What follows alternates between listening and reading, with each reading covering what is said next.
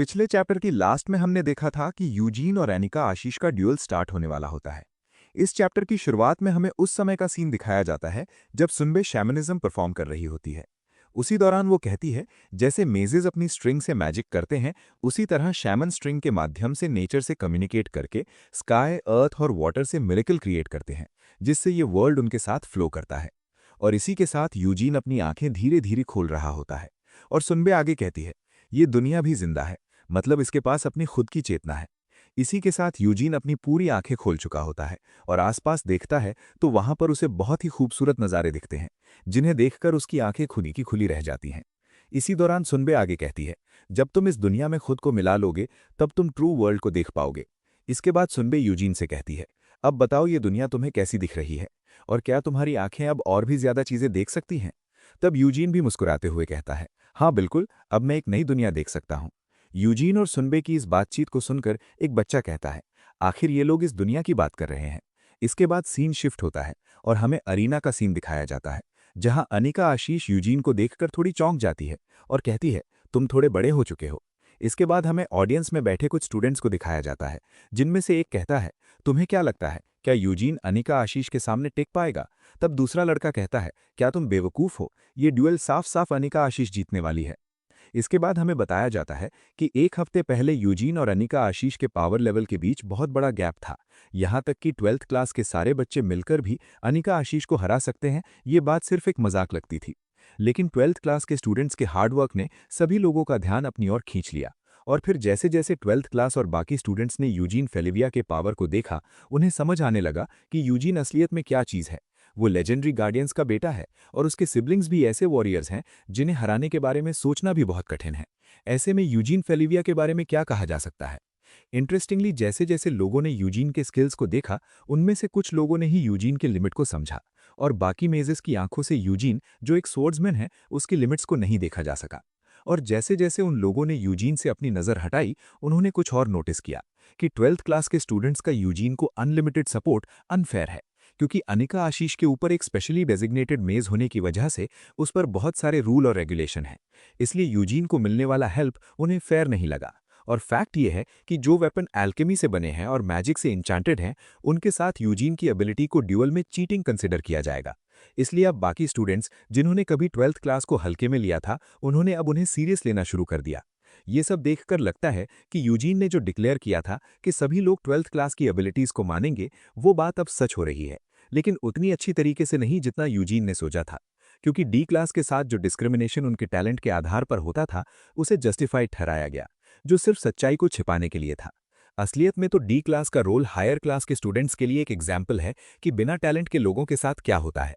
सीधे सीधे कहें तो हायर क्लास के स्टूडेंट्स को सुपीरियर फील कराने के लिए मैजिक स्कूल ने टैलेंट के आधार पर एक कास्ट सिस्टम बनाया। और अब जब डी क्लास के स्टूडेंट्स को खुद को साबित करने का मौका मिला, तो उनके अंदर का कॉन्फिडेंस बहुत ही ज्यादा बढ़ गया, जिसे देखकर बाकी क्लास के स्टूडेंट्स ने 12th क्लास के स्टूडेंट्स को एरोगेंट चैलेंजर के तौर पर देखने लगे। और इस तरह ये ड्यूअल, जो पहले एंट्रेंस सेरेमनी का एक नॉर्मल पार्ट था, वो अब एक सीरियस फाइट बन चुकी है, जो 12th क्लास के स्टूडेंट्स और बाकी हाई क्लास के स्टूडेंट्स के बीच है। अब आगे यूजीन अपना कोट खोलकर एग्जामिनर्स को अपने पोर्शंस दिखाता है, जिसे देखकर एग्जामिनर्स चौंक जाते हैं। तब उनमें से एक एग्जामिनर कहता है, आखिर तुम इतने सारे पोर्शंस का क्या करोगे, कहीं तुम कोई मर्चेंट का काम तो नहीं करने वाले? और दूसरे एग्जामिनर से पूछता है, क्या इतने सारे पोर्शंस ड्यूल में अलाउड है? तब दूसरा एग्जामिनर कहता है, मुझे नहीं पता, क्योंकि आज से पहले ऐसा कुछ भी नहीं हुआ। इसके बाद दूसरा एग्जामिनर कंफर्म करके बताता है कि ड्यूल में सिर्फ 10 पोर्शंस ही अलाउड है। ये सुनकर 12th क्लास के बाकी स्टूडेंट्स जो अरीना में बैठे होते हैं, वो बहुत दुखी हो जाते हैं, क्योंकि उन्होंने बहुत मेहनत से इतने सारे पोर्शंस बनाए थे। लेकिन दूसरी तरफ यूजीन खुश होता है कि उसे अब इतने सारे पोर्शंस नहीं ढोने पड़ेंगे। इसके बाद एग्जामिनर यूजीन से कहता है, क्योंकि तुम एक मैजिक स्वॉर्ड्समैन हो, इसलिए तुम अपने साथ स्वॉर्ड को रख सकते हो, लेकिन अपने ओपोनेंट को स्वॉर्ड से घायल करना रूल के खिलाफ है। ये सुनकर यूजीन चौंक जाता है और कहता है, क्या? और पूछता है, लेकिन एक ड्यूअल में तो चोट लगना और खून बहना नॉर्मल बात है। तब एग्जामिनर चिल्लाकर कहता है, तुम्हें क्या लगता है यूजीन फेलिविया, ये दुनिया आखिर काम कैसे करती है? ये इवेंट सिर्फ फ्रेशमैन और अपर क्लास के स्टूडेंट्स के बीच तालमेल बिठाने के लिए है, इसलिए इसे कम से कम रिस्की ऑर्गेनाइज किया गया है। तभी अनिका आशीष कहती है, इससे कोई फर्क नहीं पड़ता, मैं अपनी 100% पावर यूज करूंगी। लेकिन प्रोफेसर्स उसकी पावर को कंसील कर रहे होते हैं ताकि वो यूजीन को चोट न पहुंचा दे। तभी एक प्रोफेसर कहती है, अनिका आशीष पर ट्रिपल सीडिंग प्रोसेस कंप्लीट हो चुका है। इसके बाद अनिका आशीष अपने हाथों को देखते हुए यूजीन से कहती है, अगर तुम्हारी सोर्ड ने मेरी बॉडी को टच कर लिया तो मैं हार जाऊंगी, और तुम्हें मेरी चिंता करने की कोई जरूरत नहीं है, क्योंकि तुम्हारी सोर्ड मुझे काट नहीं सकती। फिर उन प्रोफेसर्स को धक्का देकर यूजीन की ओर आगे बढ़ते हुए कहती है, अब बहुत बातचीत हो गई, चलो अब फाइट शुरू करते हैं। अनिका आशीष की ऐसी हरकत को देखकर लेवेंट अपने मन में कहता है, ये लड़की सच में बहुत ज्यादा एरोगेंट है, इसने तो प्रोफेसर्स का भी ध्यान नहीं रखा। अनिका आशीष को इतना ज्यादा अग्रेसिव देखकर रेफरी भी डरते हुए कहता है, ठीक है, तुम दोनों अपनी पोजीशन पर जाओ, और काउंटडाउन शुरू कर देता है। 3। इसी के साथ यूजीन कहता है, क्योंकि मैं तुम्हारी आइडेंटिटी जानता हूं, इसलिए मैं बिल्कुल भी होल्ड बैक नहीं करने वाला। तब अनिका आशीष कहती है, मैंने तुम्हें कई बार बताया है, हम दोनों एक जैसे हैं, हालांकि अब इससे कोई फर्क नहीं पड़ता। अब काउंटडाउन 2 पर पहुंच जाता है। स्टेडियम में सारे स्टूडेंट्स फाइट देखने के लिए बहुत ज्यादा एक्साइटेड होते हैं। इसी के साथ काउंटडाउन 1 रेफरी चिल्लाकर कहता है, स्टार्ट। इसी के साथ यूजीन एक अटैक करता है, जिसका नाम एन्चैंट फ्लेम स्वॉर्ड होता है। यूजीन के अटैक को काउंटर करने के लिए अनिका आशीष भी अपनी मुट्ठी कसते हुए एक अटैक करती है, जिसका नाम 5 स्ट्रिंग स्ट्राइक होता है। इस अटैक की वजह से यूजीन के ऊपर एक बिजली गिरती है, जिससे वो अपना अटैक करना तो छोड़ो, बहुत मुश्किल से डॉज कर पाता है। ये देखकर यूजीन के साथ साथ स्टेडियम में बैठे स्टूडेंट्स भी चौंक जाते हैं और आपस में कहते हैं, ये क्या था, उसने अभी अभी लाइटनिंग की पावर यूज की। इसी के साथ हमें अनिका आशीष का एक कोल्ड लुक दिखाया जाता है, और बैकग्राउंड में कोई कहता है, इससे कोई फर्क नहीं पड़ता कि यूजीन कितना अच्छा है, वो कभी भी लाइटनिंग को नहीं काट सकता। अब अनिका आशीष कहती है, ये मिस हो गया, और अपनी स्ट्रिंग को एडजस्ट करते हुए कहती है, मुझे थोड़ा और टाइम लगेगा इसे एडजस्ट करने में। तभी यूजीन एक और अटैक करने जाता है, लेकिन उससे पहले अनिका आशीष कुछ करती है, जिसकी वजह से जमीन में हलचल होने लगती है, और वहां पर एक अर्थक्वेक आ जाता है। जमीन फटने लगती है, जिसकी वजह से यूजीन अपना बैलेंस नहीं बना पा रहा होता है, और अपने मन में कहता है, क्या इसकी पावर को इतना ज्यादा कम करने के बाद भी ये इतनी ताकतवर है? ये बात बिल्कुल भी सेंस नहीं बना रही। फिर अपने पैरों को उन चट्टानों पर टिकाते हुए कहता है, लेकिन कोई बात नहीं, मुझे एक ओपनिंग दिख रही है, और जंप करके अनिका आशीष पर एक और अटैक कर देता है। तभी अनिका आशीष कहती है, एडजस्टमेंट पूरा हुआ, और यूजीन पर अटैक कर देती है, जिसे देखकर यूजीन अपने मन में कहता है, फिर से लाइटनिंग। इसके बाद वो अपने हाथ से एक बहुत बड़ा आइस का शील्ड बनाता है, जिससे वो लाइटनिंग को ब्लॉक कर लेता है। ये देखकर सारे स्टूडेंट्स जो स्टेडियम में बैठे होते हैं वो चौंक जाते हैं और कहते हैं, क्या उसने इसे ब्लॉक कर लिया? आखिर एक स्ट्रिंग वाला इतना बड़ा आइस कैसे बना सकता है? इसी के साथ हमें स्टेडियम में बैठे जुड़वा एना और उसके फ्रेंड को दिखाया जाता है, जो एक्साइटेड होकर कहता है, ये देखो हमारा इन्फिनिट वाटर। तभी लरोसी कहता है, हमने इसे साथ में बनाया था।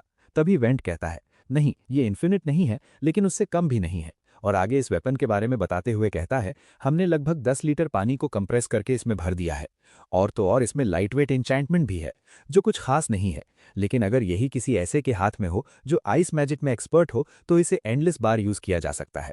लेवेंट आगे कहता है, मैंने जितना सोचा था ये उससे अच्छा ही है। हालांकि सील की वजह से अनिका आशीष को अपनी स्ट्रिंग को फिजिकली मोशन देना पड़ रहा है। इसका मतलब यह है कि यूजीन लाइटनिंग को प्रिडिक्ट कर सकता है, और क्योंकि एक स्वॉर्ड्समैन का ब्लेड एक मेज के हाथ से फास्ट होता है, इसलिए अगर यूजीन उसके पास पहुंच गया तो वो जीत सकता है। और हमें दिखाया जाता है कि यूजीन अनिका आशीष के पास पहुंच भी चुका होता है, और अनिका आशीष यूजीन के अटैक से हिट होने ही वाली होती है, तभी वो एक ताली बजाती है, जिससे चौंक कर यूजीन तुरंत जंप करके पीछे हट जाता है। ये देखकर सारे स्टूडेंट्स कंफ्यूज हो जाते हैं कि यूजीन पीछे क्यों हट गया, और आपस में बहस करने लगते हैं कि आखिर क्या हुआ, कहीं वो डर तो नहीं गया।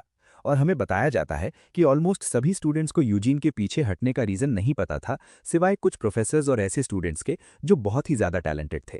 और हमें उन लोगों का रिएक्शन दिखाया जाता है जिन्होंने उस पावर को देखा था। वे लोग अपने मन में कहते हैं, मैंने इसके बारे में सिर्फ कहानियां ही सुनी थी। और इसी के साथ हमें आगे बताया जाता है, भले ही उन्होंने अपनी नॉलेज के दम पर इसे समझा था, लेकिन उस पावर को किसी ने अपनी आंखों से नहीं देखा था। इसके बाद हमें यूजीन को दिखाते हुए बताया जाता है, जिसने उस पावर को देखा था वो सिर्फ अकेला यूजीन था। उस समय यूजीन को ऐसा लग रहा था कि टाइम बहुत ही ज्यादा स्लो हो चुका है और स्पेस सिकुड़ रहा है, और वो फीलिंग जो यूजीन उस समय फील कर रहा था वो रियल थी। इसके बाद हमें बताया जाता है, बिलियंस मेजेस में ऐसी सिर्फ एक ही मेज होती है जो स्पेस और टाइम को इस तरह मैनिपुलेट करती है जो बिल्कुल नेचुरल लगे। इसी के साथ अनिका आशीष बहुत ही कोल्ड वॉइस में कहती है, चलो अब कंटिन्यू करते हैं, और हमें यूजीन का चेहरा दिखाया जाता है जो इस पावर को देखकर बहुत ज्यादा डरा हुआ होता है। फिलहाल ये वीडियो यहीं पर खत्म होती है। अगर वीडियो अच्छी लगे तो वीडियो को लाइक करें, चैनल को सब्सक्राइब करें। मिलते हैं एक और नए वीडियो में, तब तक के लिए बाय बाय।